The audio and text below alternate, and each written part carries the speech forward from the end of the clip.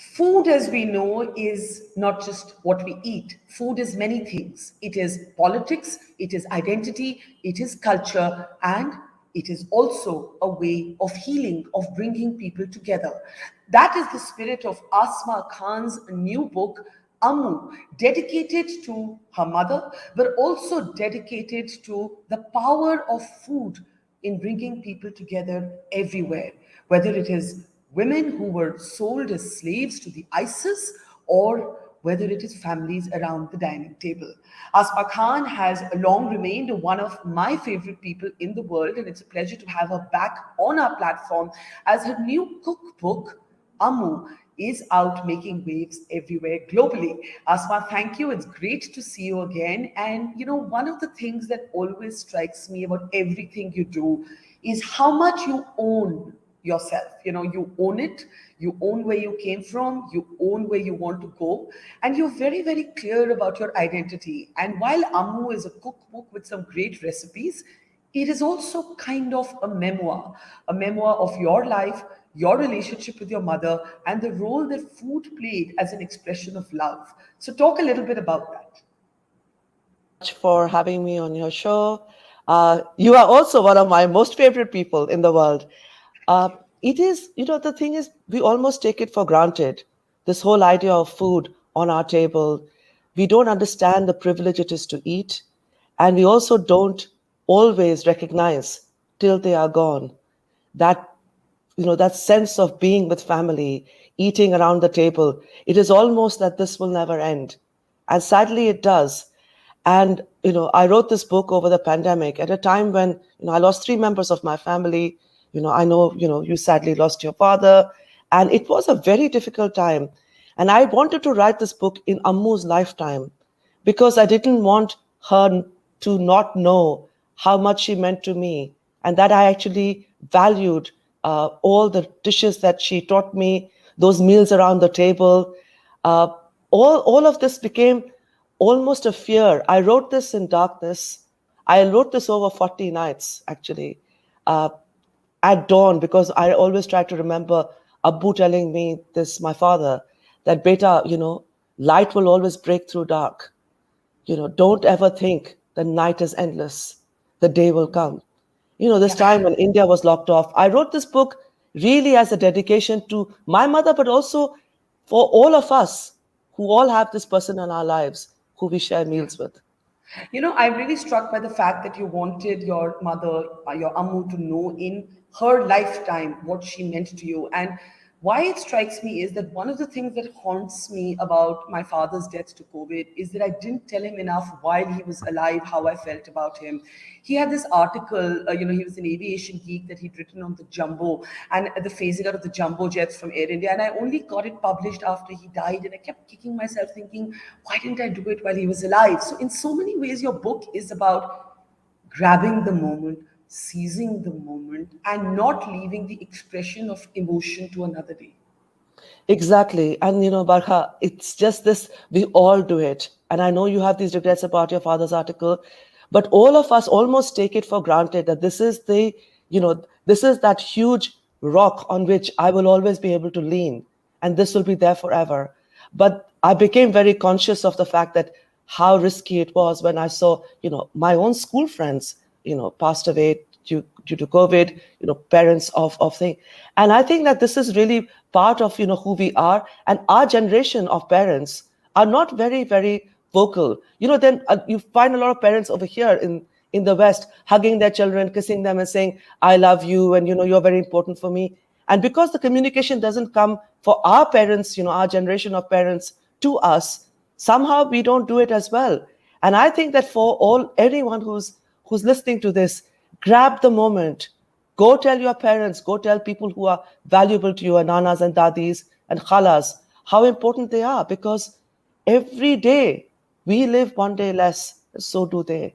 This is Yeah. really a book that celebrates life and food, and it's a celebration of family life that I think everyone can relate to.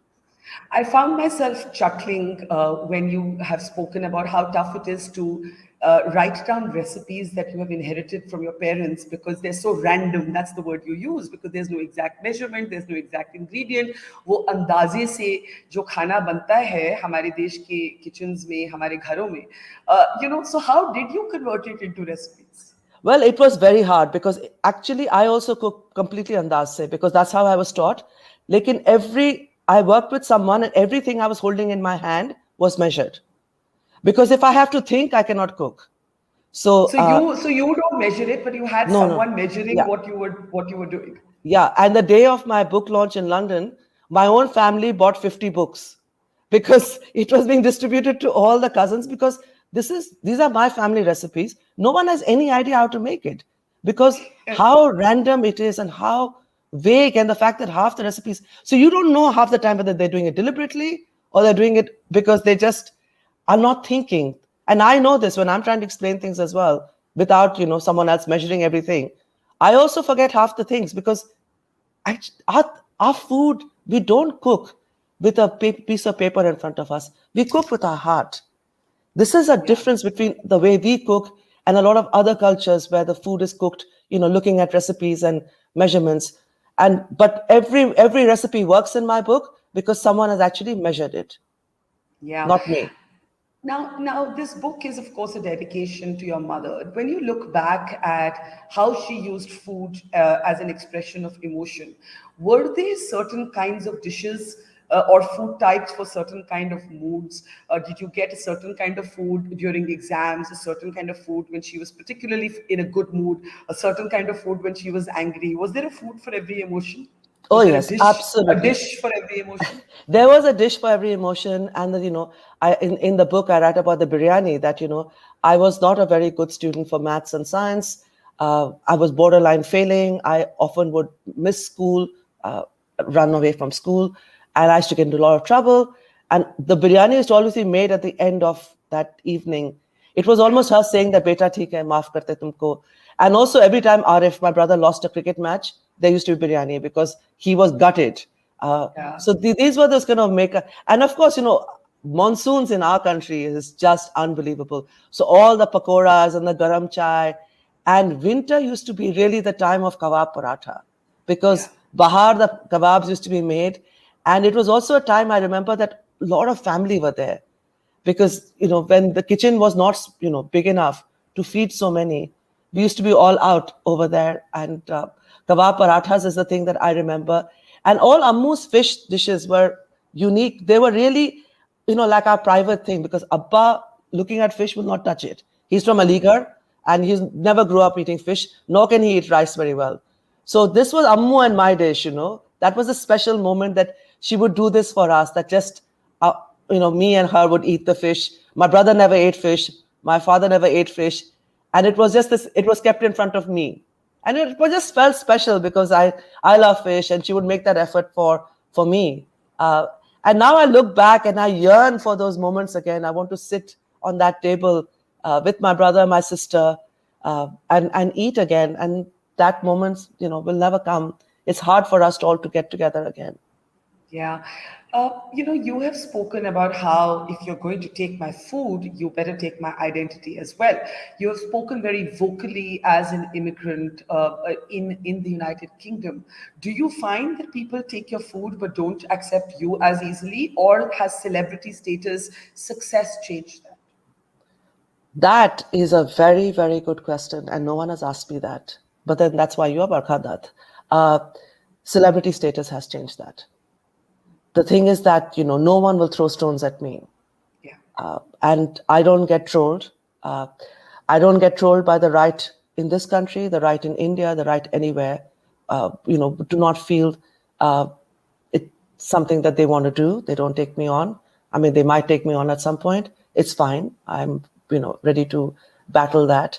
But celebrity status has given me a huge buffer, has opened every door for me.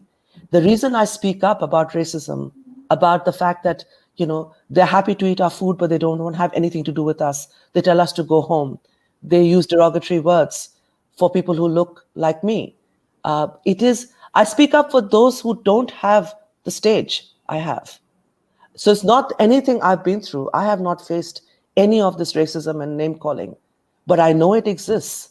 And I will speak for those who are not able or not brave enough at the moment to call it out. It happens a lot. Yeah. When you say that the celebrity status has given you a buffer, it's well earned, and why not? But you remember periods of struggle. And I was reading somewhere that now that the pandemic restrictions are lifting, life is back to normal, you're looking for a new place for your restaurant, and you're seeing some of the old biases surface again. What is the way in which they're surfacing? Barkha, it's incredible because I'm back. I lose my lease on the 4th of July. And I thought that in 4 months I would find a place. And people are back to the old boys club. Every site is being blocked by, male entrepreneurs, business people who don't want me there, who are trying to secure their own businesses. And it is absolutely deplorable that this is being done to block a female founder.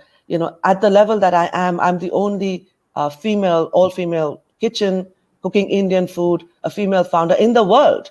You have Nizamuddin, you have Suruchi. We do not have a restaurant at the level at which I am. Yet, there is no recognition of the fact that we are unusual. If you are selling Indian food, you should not be there blocking me. But they are all blocking me. I still do not have a place. And And this these is are really and these heartbreaking. are these are men of Indian origin, or this is everybody? Mainly Indian origin. So you're saying the other Indian celebrity male chefs or Business restaurant people. owners, business people, entrepreneurs, call them what you will, are the ones who are threatened by your rights. Yes, yes. And they have, in the past, before COVID, I was blocked by one family. Now I'm being blocked by another. I'm just How so do they how tired. do they block? What happens exactly? What are the mechanics Basically, of being they, blocked? they, they put pressure on landlords, and, this is all very kind of sly. This is the difference between East and West. In the East, they don't need to kind of hide this and do it in a very kind of covert way. In the West, it's done in a very sly and covert way. And, there's, you know it, it's happened, people talk about it. And it's up to you whether you want to take it on or leave them. I leave them to karma. Let karma deal with them. I am going to move on. I'm going to win. I am not going to allow people to drag me down. So I'm looking for a new site, and I'm going to be highly successful. And I will not allow people to put these obstacles on my way, because the whole point is that, I'm not doing this. It's very hard at 52 to keep pushing yourself this hard. I am doing this for the generation of women coming after me. I feel the breath behind me. I want them not to see those closed doors. I don't want them to see the hurdles on which I fell and bled. I will leave this world. And even in my death, I will clear pathways for people, because this will be a story that will be there forever. This interview people will hear, long after you and I are gone. I want people to know, do not allow people to dictate your story. You write your story, you be brave, and every time you fall, remember to pick yourself. This time, go higher, go higher. And may you keep going higher. But how do you tackle? I was very struck by this paradox. This book is it's a kind of living, breathing testimony of love, as it were. That's how I see the cookbook. And yet, how do you tackle the paradox of women in the kitchen? Whenever we have nostalgia about food, whenever we invoke memory, we talk about Ma ka khana, as Huh. you have about Ammu ka khana. Yet, there is a way in which the kitchen is used as an instrument to dwarf women's dreams in the private spaces, and professionally in public spaces, as you are facing, it's used in the opposite way to keep women out of the kitchen. So this contradiction, how do you resolve it? It is really hard. I mean, recently, an Indian politician told a female politician, go and cook. And so this is staggering that, this is a real dichotomy. You have this whole thing that this is servitude and, domestic kind of slavery, where women are all expected to cook. And then, we have our lovely politicians telling female politicians, go cook. And then when you are cooking as a profession and you're taking this on as a career, you are blocked by other men, because they think, that you should be not in the kitchen, but not in a professional kitchen. This I say many times, pay me for my roti that I make, pay me for my food, pay me as a professional. Because the problem is, The whole idea in South Asia is our food, maa ka khana, unke haath mein itna maza hai. All of this is muft. Muft, muft, muft. In muft, it's very nice. If it's free, it's good. The moment you want the money there, put your money where your mouth is, the money dries up. So this is our huge problem. And this is why we do not have that many women around. And, I've pointed this out many times. In the West, very powerful female chefs who have Michelin stars, who are very, very prominent, keep very silent when there are evidence of abuse and racism against women, especially where there has been sexual violence against women. They don't speak up. I am the only chef who takes on these men, whether it's Heston Blumenthal, Gordon Ramsay. I've taken them all on in huge articles and waited to see sue me, but they won't because I'm right. And also, I'm a lawyer. I'm smart enough to know how much you can say and how much you can't. But the whole point is the silence of the women is deafening. And this is very, very upsetting because maybe they see themselves as chefs. I'm so sorry. I see you as a female too. And the women working for you see yourself as a female. It is very, very complicated. And I don't think that, this whole idea that women are better off here. Even the BBC paid its women, females working for them, 30% less. They had to be taken to court. So the other problem is that women are coy about asking for money. Yeah, and this whole idea that, you should almost as if money is a dirty word. I think this is the whole idea that we should let our girls inherit property. Let our girls inherit the farm. Let them know that they have a financial stake, that their husband is not their cash cow. That this is the whole problem, that, we are whole raised. I remember hearing this, someone telling my father, oh, you have 2 daughters. It's like watering your neighbor's lawn. Why am I the outsider? This whole idea that, we are pardesis. We come in, we stay for a short time and we go away. This is so wrong. This happens to a lot of us. Some of us don't go through this process. But the idea that you do not have economic stake in the family home, wherever you go, looks like as if we are not supposed to be with money. Money is a dirty thing for women. Money is our right and we should take it. And what we do with it should be our problem. We don't need to hand it over to our husbands and our sons.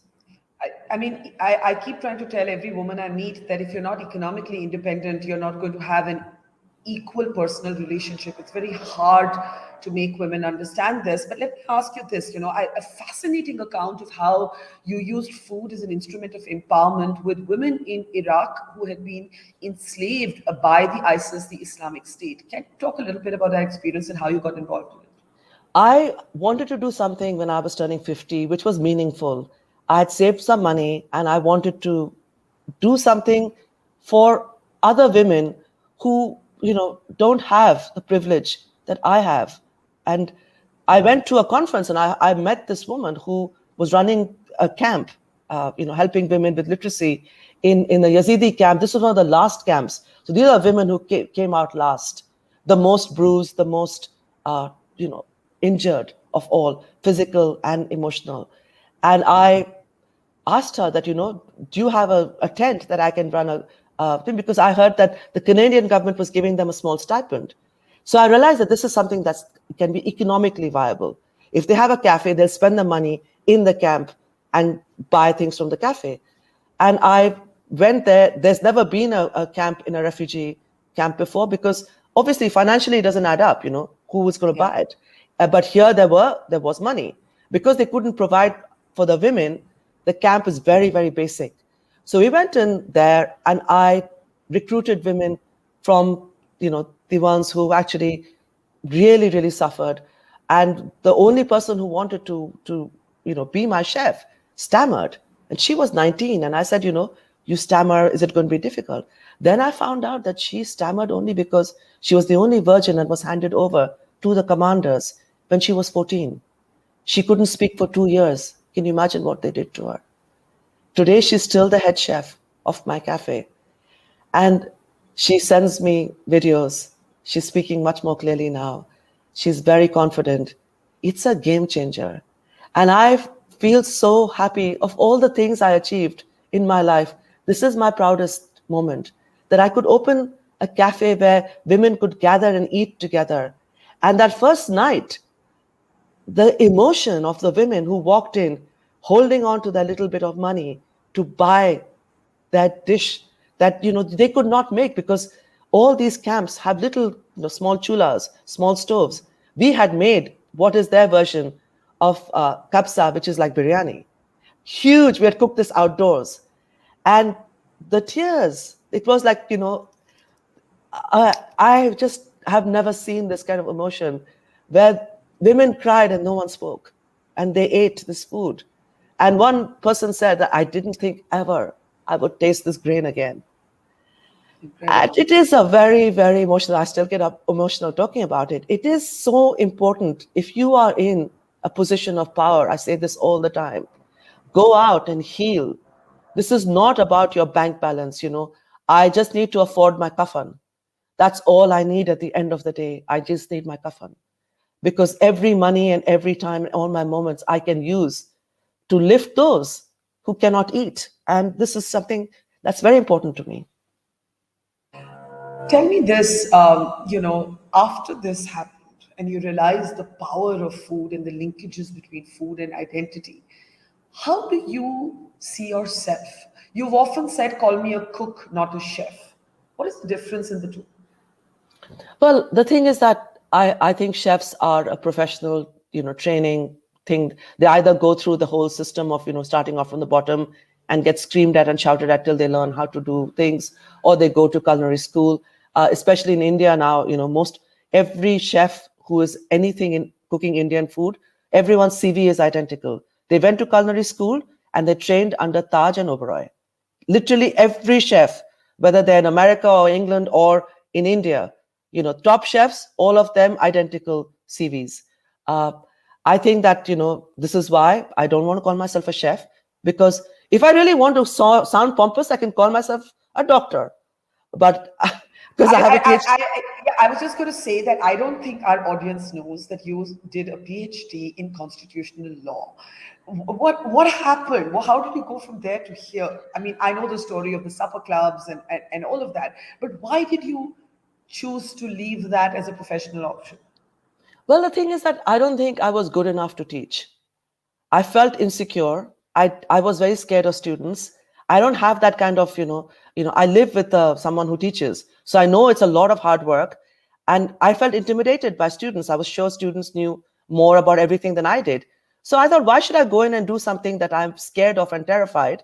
Where and I didn't enjoy being in court, because at the end of the day, somebody will always lose in the case, and I don't want to be part of that whole journey. So I loved cooking. I thought this is what I'm going to do. And I did my PhD because I enjoyed it. It's very hard to write a PhD unless you really, are interested in writing. It's 100,000 words. It's like a huge amount. It takes years to write. But I wanted to cook. And I have to say credit to, I've said this many times. My mother-in-law is phenomenal. Bengali mother-in-laws are ferocious tigers. She was very supportive. Of course, my mother was. And then you don't get the usual pushback that so many women get from the matriarchs in the family who stop them from following their dreams. Mother-in-laws are the worst people, I think. They stop their daughter-in-laws from doing things. Often, grandmothers, and this whole, the matriarchy is what is supporting the patriarchy in our culture. I was very lucky. I had phenomenally enlightened, educated women surrounding me who said, yeah, go do whatever you want. And this Yeah. is how I was able to leave the whole legal profession. And that's why I don't call myself a chef, because I wasn't trained as a chef. I'm a cook. The other really powerful idea that you have is that your all women kitchen, you're actually looking for a place where they can be at the center. They're visible, they're not invisible. And I thought that was such a strong sort of instinct, because usually, firstly, you never see men or women who's cooking your food, except like if you maybe go and eat Korean or Japanese and they're cooking at the counter. Typically, हमारे खाने में kitchen के पीछे होता है क्योंकि मसाले होते हैं and so Yeah, on. yeah. So this idea of women being at the center of wherever you take your restaurant now, whichever new site, talk a little bit about why that's important. Well, this is how we began. When I, in Kingly Court, that's where Chef's Table was filmed. So a lot of them saw that my women were visible. This was an important thing for me because we are so unusual.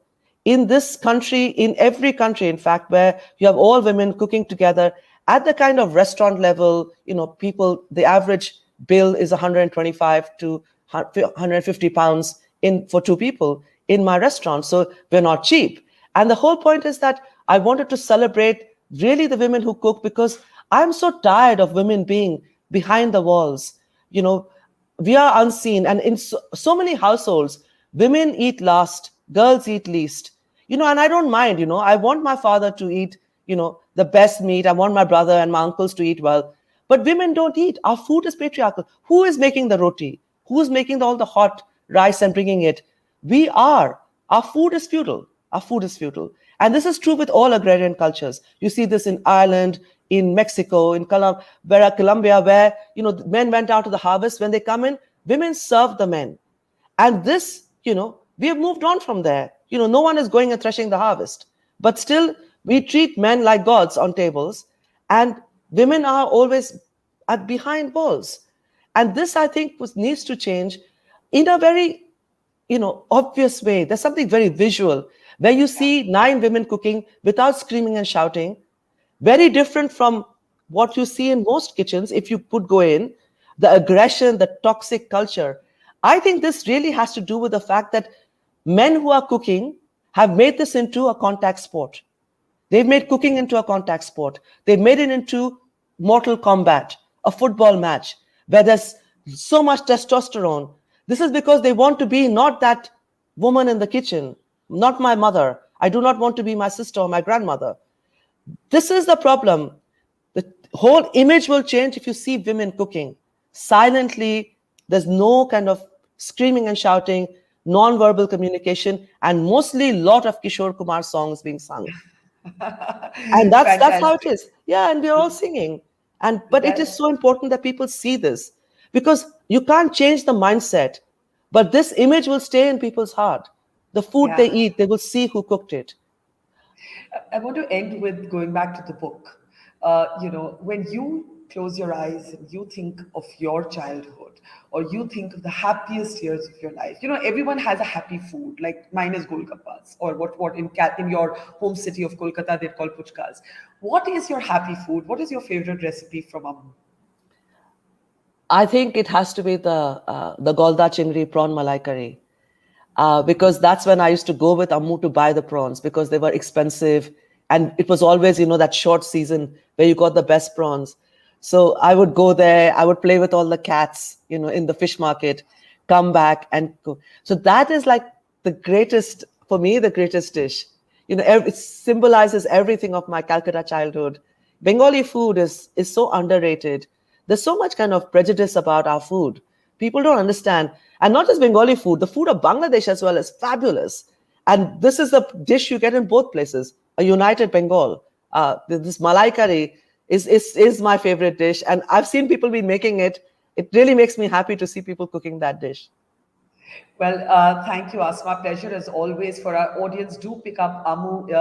It is so many things. It's a book about mothers and daughters. It's a book about identity and immigration. It's a book about culture. It's a book about food as power. It's also a book about food as a way to heal, but also as an instrument of empowerment for women in particular. Pleasure as always, Asma, and may you rise and rise and rise. And I look forward to finally getting to eat at your old and new restaurant both. Thank you so much. Thank you. Thank you. It's great to see you here. Thank you for watching our work. If you haven't subscribed yet, don't forget to click the bell icon and subscribe to Mojo Story and support independent, robust journalism.